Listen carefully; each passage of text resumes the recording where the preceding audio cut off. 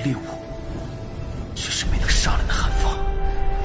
老师，对不住了，这次也连累您了。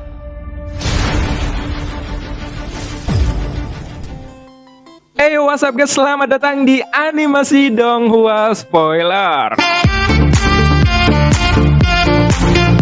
Oke, bagi teman-teman yang baru join atau baru bergabung, jangan lupa klik tombol like-nya dan tombol subscribe-nya ya. Jangan lupa. Oke, sebelum kita memulai video ini, kita jangan lupa untuk seruput kopinya, kencangkan sabuk pengaman. Mari kita mulai.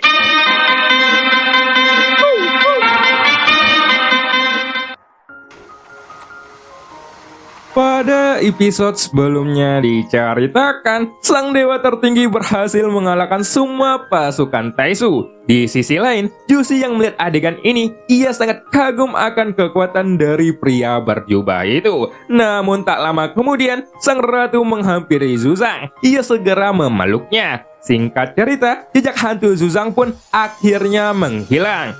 Dan scene pun berganti. Pada saat ini, pesona gadis kecil sang ratu sepertinya telah pergi ke suatu tempat. Dan itu bisa dilihat dari ekspresi acuh tak acuhnya, bahwa dia sudah kembali menjadi sosok sang ratu yang menguasai dunia Xuanyin. Lalu, setelah keheningan yang terjadi beberapa saat, sang ratu pun akhirnya berkata, "Semua pasukan api, dengarkan perintahku, kobarkan kekuatan kalian, dan musnahkan semua pasukan Taisu tanpa tersisa," ucap sang ratu sambil melambaikan tangannya. Saat sang ratu memberi perintah, suaranya terdengar penuh kekesalan. Dalam hal ini, begitu seorang wanita menjadi kesal, itu akan menjadi hal yang sangat menakutkan. Kini, prajurit Taisu telah berkurang menjadi hanya beberapa ribu saja. Jika dibandingkan dengan pasukan api yang perkasa, itu jauh lebih sedikit. Meskipun mereka masih memiliki Dewa Taisu sebagai penyokong kekuatan, semangat bertarung pasukan itu telah rusak. Hal ini dikarenakan tanpa kepemimpinan Master Taisu, mereka tidak ada artinya di dunia Xuanyin ini. Kini, mereka sudah tahu bahwa keadaan kekalahan sudah ada di depan mereka. Akan tetapi, meskipun mereka tahu bahwa situasinya sudah berakhir, tidak satupun dari mereka yang berniat untuk melarikan diri. Meskipun jumlahnya sangat sedikit, tapi mereka tetap setia dan masih berjuang untuk melanjutkan pertarungan. Tentu saja, kesetiaan mereka tidak berasal dari kesadaran mereka. Tetapi, karena pasukan Taisu bukanlah makhluk hidup yang nyata sejak lahir. Mereka hanyalah cangkang yang diberkahi dengan kesadaran palsu yang berasal dari teknologi dunia Taisu. Jadi, bisa dikatakan bahwa mereka adalah pasukan boneka yang akan berhenti jika mendapatkan perintah. Scene pun berpindah ke tempat Xiaoyan. Xiaoyan yang masih duduk bersila, ia tiba-tiba mengerutkan keningnya. Dan sang ratu langsung memandangnya dengan wajah yang serius. Dia secara alami bisa merasakan bahwa ada aura yang berubah di dalam tubuh Xiaoyan. Aku tidak menyangka dia akan segera menemukan jalan menuju ranah leluhur. Kesulitan menerobos ke ranah leluhur tidak kalah dengan menembus ranah keabadian. Karena yang dibutuhkan bukan hanya peluang saja, gumam sang ratu sambil memperhatikan Xiaoyan.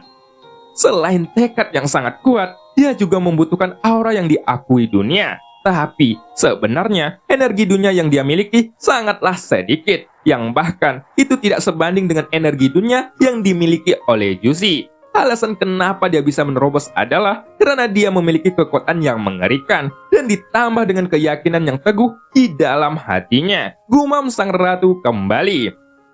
Setiap dewa pertempuran ranah leluhur bisa menerobos dengan cara yang berbeda-beda. Dan aku tahu bagaimana dia akan menerobos, gumam sang ratu.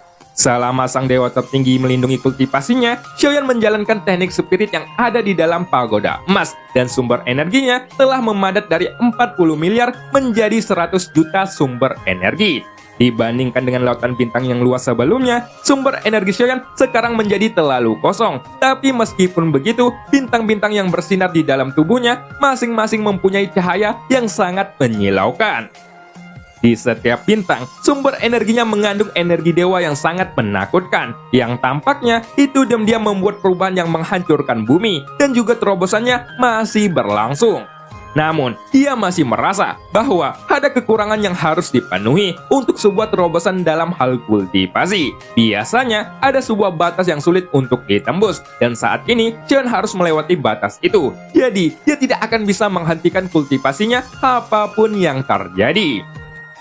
Xion harus berfokus pada perputaran setiap bintang yang ada di lautan bintangnya, yang mana pada saat ini jumlah sumber energinya terus menurun dengan tajam, dan sumber energi di dalam tubuhnya telah mencapai 100.000 sumber energi. Dalam hal ini, jumlah seperti itu adalah sesuatu yang cukup membingungkan.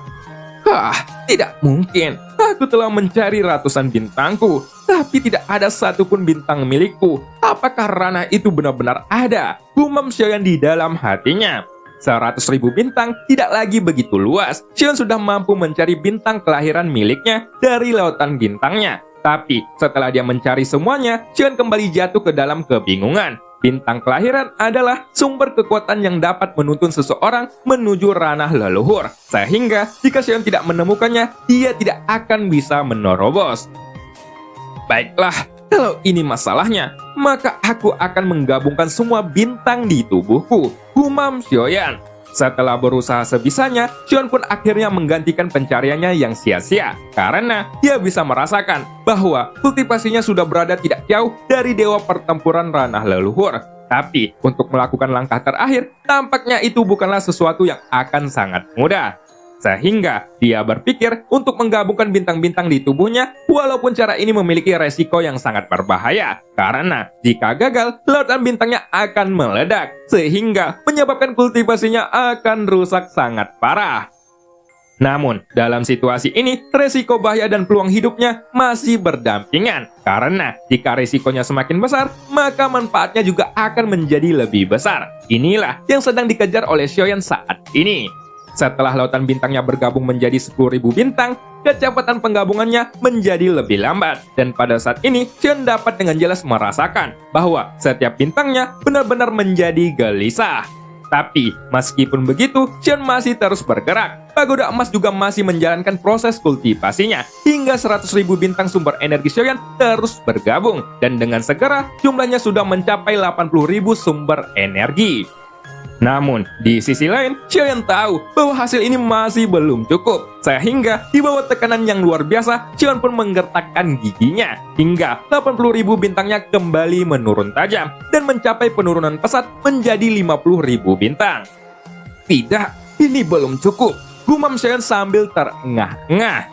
Setelah menggabungkan 50.000 bintang sumber energinya, Xion pun melakukan pencarian lagi. Tapi, masih belum ada bintang kelahiran yang disebutkan oleh sang ratu sebelumnya. Sejauh ini, Xion tidak memiliki petunjuk tentang bintang kelahiran. Kecuali bahwa bintang itu akan terbentuk jika dirinya menggabungkan bintang-bintang yang ada di dalam tubuhnya.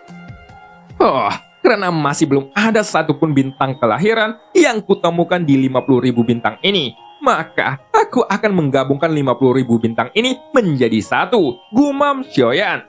Jika aku tidak dapat menemukan bintang kelahiranku, aku hanya perlu membuat lautan bintangku menjadi satu. Jika Yuan Er tidak membohongiku, bintang kelahiranku pasti ada di dalam lautan bintang. Jadi, selama mereka bergabung menjadi satu, bintang kelahiranku pasti akan muncul, gumam Xion kembali. Tetapi, di sisi lain, Xion juga memahami bahwa sudah terbukti dengan sendirinya sulit untuk mewujudkan ide yang ada di dalam benaknya itu. Sekarang, tidak ada cara lain yang bisa dia lakukan. Dia hanya bisa menggigit peluru dan mendorong ke depan untuk mencapai tujuannya. Bisa dikatakan bahwa sekarang Xion sudah menempatkan anak panah pada busurnya, sehingga dia hanya perlu menarik anak panah itu untuk membuat terobosan. Penerobosan ke ranah leluhur dewa pertempuran adalah sesuatu yang sangat kuperlukan, karena sudah tidak ada waktu lagi. Hanya dengan menerobos ke ranah leluhur, aku akan bisa menembus keabadian dengan lebih cepat. Jadi, meskipun resikonya besar, aku harus bergerak lebih cepat, gumam Xion kembali. Xion pun mengepalkan tinjunya dengan erat. Pada saat ini, kecemasan di dalam hatinya berada di luar jangkauan orang lain. Xion sangat ingin menerobos ke ranah leluhur para dewa untuk meningkatkan kekuatannya sebelum invasi dunia Tesu menjadi lebih parah lagi. Selain itu, jika Xion sudah merobos ke ranah leluhur, maka untuk menerobos ke ranah keabadian akan menjadi lebih cepat. Sehingga Xion akan lebih cepat untuk kembali ke dunia Senshi. Karena menurut ingatan yang dia dapatkan dari Suchang, Xiaoyan menemukan bahwa dunia Taisu sudah melakukan penyerangan ke dunia Senshi melalui kehampaan Shihai. Itu adalah tempat di mana benua Daodi dan benua Daoki berada. Meskipun Xion masih belum mengetahui serangan apa yang akan mereka lancarkan saat ini. Namun, situasinya mungkin akan cukup serius dan akan menjadi sangat mendesak jika dirinya tidak cepat-cepat lebih bergerak lagi. Dengan perlahan-lahan, Xion harus menyelesaikan semuanya di dunia Suanyin secepat mungkin. Meskipun saat ini, dia sangat ingin kembali ke dunia Senshi untuk melihat keadaan yang sedang terjadi di sana. Pada saat ini, lebih dari 40 miliar sumber energi Xiaoyan telah bergabung menjadi 50.000 bintang, dan penggabungannya masih belum menunjukkan untuk berhenti sama sekali. Dalam waktu yang singkat, dengan proses penggabungan yang dilakukan Pagoda Emas dari 50.000 bintang, ini sudah menjadi 40.000 bintang.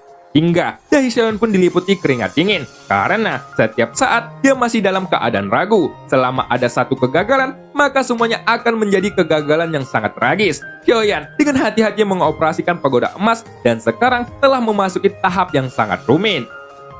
Jika dilihat dari sumber energi dan bintangnya yang terus bergabung, Xiaoyan dapat merasakan bahwa pengendaliannya menjadi semakin kacau. Bahkan tampaknya jika dia terus menjalankan pagoda emas, dia tidak akan dapat menekan sumber energi dan bintangnya, yang penggabungannya seperti telah mencapai batas tertinggi. Xin pun berpindah ke medan perang. Pada saat ini, sang ratu yang merasakan naik turunnya aura di dalam tubuh Xiaoyan, dia masih berdiri di samping Xiaoyan sepanjang waktu. Ia tidak berani bergerak setengah langkah pun, karena secara alami ia mengetahui bahwa situasi saat ini adalah momen yang sangat krisis bagi Xiaoyan. Mengapa auranya begitu terburu nafsu? Apakah situasi saat ini akan terus berlanjut? Jika dengan gayanya dalam melakukan sesuatu sebelumnya, ia tidak terlihat seperti orang yang tidak sabaran. Tapi, jika dia tidak dapat mengendalikan pikirannya saat ini, maka hampir tidak mungkin untuk menerobos dewa pertempuran ranah leluhur. Gumam sang ratu sambil memperhatikan Xiaoyan. Sang ratu memandangi Xiaoyan dengan tatapan yang serius, dan tampaknya dia dapat memahami keadaan pikiran Xiaoyan saat ini dibandingkan dengan naik turunnya aura yang terpancar dari tubuh Xiaoyan. Tampaknya bisa menyentuh kesempatan untuk menembus ranah leluhur. Mungkin itu sudah sangat baik, tapi aku khawatir akan sulit untuk menerobos jika situasi ini terus berlanjut. Gumam sang ratu kembali. Singkat cerita, waktu pun berlalu. Xiaoyan kini telah menyatukan sumber energi dan bintang di tubuhnya menjadi 10.000 bintang saja. Sudah ada 10.000 bintang di tubuh Xiaoyan saat ini. Masing-masing bintang itu memancarkan cahaya yang lebih menyilaukan dari sebelumnya. Tetapi dengan cara yang sama, setiap bintang itu masih terlihat gelisah tanpa campur tangan paksa dari Xiaoyan. Bintang-bintang itu telah berhenti bergabung secara aktif. Mereka semua telah mencapai batas penggabungan, sehingga Xiaoyan tidak lagi fokus untuk mencari bintang kelahirannya, melainkan memfokuskan semua pikirannya untuk menggabungkan bintang-bintangnya. Karena jika bintang kelahiran itu akhirnya muncul, seharusnya Xiaoyan sudah lama mencapai ranah leluhur. Sekarang, perasaan yang diberikan kepada Xiaoyan oleh sumber energinya masih sedikit lebih buruk. Bahkan, setelah bergabung menjadi 10.000 bintang, setiap bintang pun masih terlihat kacau. Sehingga, jika Xiaoyan ingin menggabungkannya lagi, sesuatu yang buruk tampaknya akan terjadi. Hal ini dikarenakan jika Xiaoyan secara paksa campur tangan dalam penggabungan setiap bintangnya, kemungkinan ledakan bintangnya juga akan meningkat. Dan jika dia tidak berhati-hati, ledakan 2 bintang dapat langsung membunuhnya secara langsung. Nirwana adalah satu-satunya cara untuk dilahirkan kembali. Baiklah, rasa takut bukanlah jalan keluar untuk saat ini. Gumam Xiaoyan sambil menggertakkan giginya. Begitu Xiaoyan menggertakkan giginya, dia pun kembali mengambil alih kendali atas pagoda emas. Sekarang, dia membutuhkan sentuhan kegilaan dan juga kecerobohan, yang mana untuk mencapai ranah legendaris yang tidak dapat dijangkau oleh orang lain. Itu tidak dapat dihindari bahwa dia akan dihukum mati dan dilahirkan kembali melalui jalan nirwana. Segera setelah itu, Xiaoyan terus memadatkan 10.000 bintang yang ada di dalam tubuhnya. Terlebih lagi, sekarang Xiaoyan bahkan lebih berani melakukannya. Dia tidak menjaga dirinya sendiri, tetapi mengendalikan sumber energi dan bintang yang agung untuk memulai perpaduan yang mungkin terlihat mustahil. Pada saat ini, jumlahnya terus menurun dengan secara drastis, dan tubuh Xiaoyan gemetar dalam 7 hari pertama. Lautan bintangnya sudah mencapai 6.000 bintang. Setelah menyatukan hingga ratusan digit, Xiaoyan sudah bermandikan keringat. Bukan karena melakukannya begitu sulit, tapi karena adanya tekanan ini, Xiaoyan selalu dalam keadaan tekanan yang sangat tinggi. Apalagi untuk saat ini, jumlah bintang vitalitasnya sudah mendekati jumlah ratusan. Dari 800 sampai 700, itu masih terus menyatu. Pada saat ini, hanya ada 2 bintang yang tersisa di lautan bintang energi Dewa Xiaoyan. Dan itu adalah 2 bintang yang sangat bersinar dengan ukuran yang sangat luas. Tapi, meskipun hanya ada 2 bintang di lautan energinya, kecemerlangan yang mereka pancarkan cukup untuk menerangi seluruh lautan bintang Xiaoyan. Kemudian, setelah penggabungan terakhir, hanya ada 1 yang tersisa. Yang jelas, itu adalah bintang kelahiran milik Xiaoyan seorang. Begitu Xiaoyan menggetakkan giginya, pikirannya langsung menjadi teguh, dan bahkan tanpa ragu sedikit pun, 2 bintang terakhir pun mulai melebur dan saling memakan. 2 bintang energi dewa ini meledak dengan gelombang energi yang keras, dan penampilan mereka seperti 2 harimau yang sangat ganas. Mereka terus melahap satu sama lain untuk bertahan hidup saat ini. Tetapi, tidak satu pun dari mereka yang mau ditelan. Akibat dari bentrokan antara 2 bintang ini, kecepatan penggabungannya mulai menjadi lebih lama daripada penggabungan bintang sebelumnya. Tapi tiba-tiba ada ledakan yang bergema melalui suara 2 bintang tersebut. Segera, energi dewa yang mengamuk meledak di atasnya. Itu bergegas menuju lautan bintang Xiaoyan. Akhirnya, bentrokan kedua bintang pun meledak. Akan tetapi, itu bukan ledakan yang sangat lengkap. Harus dikatakan bahwa itu adalah gelombang energi yang relatif besar. Tetapi, vitalitas yang tersapu oleh gelombang energi seperti itu langsung mengalir melalui meridian Xiaoyan. Untungnya, Xiaoyan juga menyebarkan kekuatan dari inti guntur. Dan hampir secara bersamaan, inti guntur itu bergerak untuk melindungi meridian seluruh tubuhnya. Ketika melihatnya seperti ini, darah Xiaoyan ternyata masih meluap dari sudut mulutnya. Dan beberapa meridian yang tidak dapat lagi bisa bertahan, pada akhirnya itu pecah. Akan tetapi, sebelum meridiannya rusak, itu segera beransur-ansur pulih. Ledakan 2 bintang terakhir pun akhirnya menyatu, dan kedua bintang itu juga terlihat terjalin. Tampaknya, kedua belah pihak saling melahap sebanyak setengahnya. Jadi, Xiaoyan harus segera mendalikan energi dewa yang agung ini dan mengirimkannya kembali ke dalam lautan vitalitasnya. Setelah kerusuhan di meridiannya, meridian yang pecah akibat serangan sebelumnya belum pulih, dan kejutan ini membuat meridian Xiaoyan tak tertahankan. Bahkan, dengan pelindung dari inti guntur, tidak ada cara untuk melindungi sepenuhnya. Detik berikutnya, Xiaoyan yang menutupi matanya rapat-rapat akhirnya memuntahkan seteguk besar darah. Dan pada saat ini, daging dan darah di tubuh Xiaoyan dengan cepat layu, seolah-olah itu menguap. Darah yang ada di seluruh tubuhnya tampak terkuras. Setelah beberapa saat, Xiaoyan yang sedang berbicara seperti biksu tua yang sedang bermeditasi. Semua rambutnya tiba-tiba rontok. Dia tampaknya seperti mumi yang duduk bersila di sini selama ribuan tahun. Satu-satunya perbedaan adalah bahwa meskipun tubuh Xiaoyan terlihat layu, jika dia merasakannya, Xiaoyan mungkin dapat merasakan vitalitas yang luar biasa agung yang berasal dari dalam meridiannya. Dalam waktu yang singkat ini, meskipun kedua bintangnya telah bergabung menjadi 2/3, tubuh fisik Xiaoyan telah hancur total pada saat yang sama. Dampak semacam ini menyebar berkali-kali. Jadi bagaimana meridian Xiaoyan dapat menahan serangan seperti itu secara bersamaan? Sebagian besar, meridian memang sudah runtuh, dan lautan bintang pada sumber energinya mulai mengalir ke seluruh tubuhnya. Itu mulai melahap kehidupan Xiaoyan. Itu sebabnya mengapa tubuh Xiaoyan layu dan hidupnya dengan cepat ditelan. Sialan, aku sudah mencapai batasnya, gumam Xiaoyan sambil memperhatikan proses perubahannya. Segera setelah itu, Xiaoyan tiba-tiba menggetakkan giginya. Itu karena pada saat ini kesadarannya mulai menjadi sedikit tidak jelas. Karena yang dirampok bukanlah hanya vitalitas, tetapi juga kekuatan jiwanya. Semua kekuatan itu menyerang penggabungan kedua bintangnya. Tapi tampaknya tahap ini hanya selangkah lagi dari kesuksesan penggabungan yang sebenarnya. Langkah inilah yang membuat Xiaoyan merasa sangat jauh. Tapi saat ini Xiaoyan dapat memilih untuk melepaskan kedua bintangnya, lalu berhenti menggabungkan bintang-bintang itu agar bebannya dapat berkurang.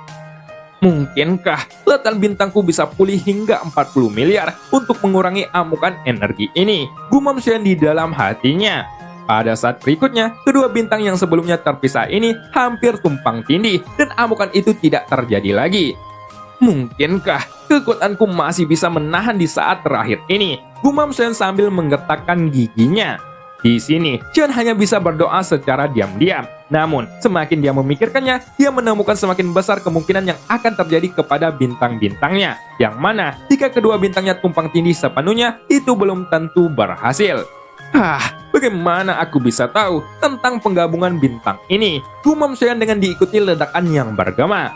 Kemudian terjadilah amukan energi lagi, dan dalam situasi yang benar-benar di luar kendali, energi itu berpaling ke arah Xion, sehingga meridian tubuh dan jiwanya yang sudah rusak kali ini terkena dampak ledakan. Dalam hal ini, jika Xion tidak mampu menahan kekerasan dari energi kehidupan di dalam tubuhnya dan telah mencapai sumber energinya, dia akan mengalami kegagalan. Kemunculan ketegangan ini akan memungkinkannya untuk melestarikan dirinya, dan bahkan dia bisa saja mati dalam kultivasi ini. Sekarang, pikiran Xion berubah menjadi kosong. Dari awal hingga akhir, dia tidak pernah meminta bantuan sang ratu sekalipun. Meskipun sang ratu selalu ada di sampingnya. Padahal, selama dia membuka mulutnya untuk meminta bantuan, sang ratu akan membantunya kapan saja. Lalu, tak lama kemudian, tiba-tiba ada sebuah suara yang datang dari benak Xion. Dan ketika dia memikirkannya, ada arus energi kehidupan yang hangat datang melalui suara itu. Dan tanpa berlama-lama, energi itu mulai menyerbu tubuh Xion dengan panik. Sikap keras kepalamu ini bisa membuatmu dalam bahaya. Energi kehidupanmu yang sebelumnya ada di lautan bintang telah jatuh ke dalam keadaan krisis. Ucap suara itu. Segera, dengan kekuatan hidup yang agung ini, dibawa kesadaran Xion yang kembali ringan. Meridian yang rusak dalam tubuhnya tiba-tiba mengeluarkan kekuatan yang kuat. Dan tak lama kemudian, energi kehidupan ini memperbaiki semua anggota tubuh Xion yang telah rusak akibat amukan energi dari bintang itu. Dan cerita pun berakhir. Sampai jumpa di episode selanjutnya. Makan buah kedondong di tempat Bu Maya. Sebelum nonton Andong, jangan lupa seruput kopinya.